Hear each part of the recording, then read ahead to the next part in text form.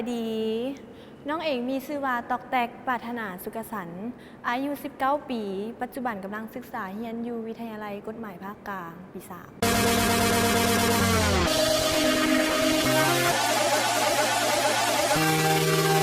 If you want it, take it. เว้าถึงผู้ชายเนาะน้องเองก็เป็นคนที่ว่าบ่ค่อยจะมีสเปคส่วนตัวของตัวเองอยู่แล้ว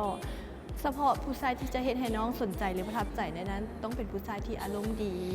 อัธยาศัยดีมีน้ำใจเฟรนลี่เข้ากับทุกคนที่สำคัญต้องเป็นผู้ชายที่ฮักเดียวใจเดียว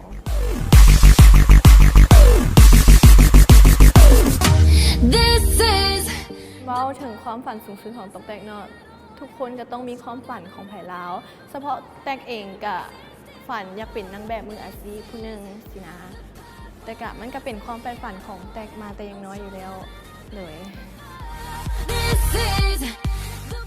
การประกวดครั้งนี้น้องเองก็คาดหวังในระดับหนึ่งแต่ถ้าหากว่าน้องเองได้หรือบ่ได้ก็ตามน้องก็สิถือว่าเป็นบทเรียนหรือเป็นประสบการณ์ในการเรียนรู้หมู่เพื่อนใหม่ๆในกองประกวดครั้งนี้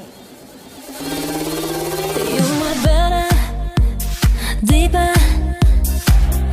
I was คติประจำใจของตอกแตกก็คือเข้มแข็งอดทนคือคนเก่งแต่เชื่อว่าถ้าคนเฮามีความเข้มแข็งอดทนสักมื้อหนึ่งก็ต้องประสบผลสำเร็จขอขอบใจสำหรับโครงการดีๆแบบนี้ที่เฮ็ดให้แตกมีโอกาสเข้าร่วมในกองประกวดครั้งนี้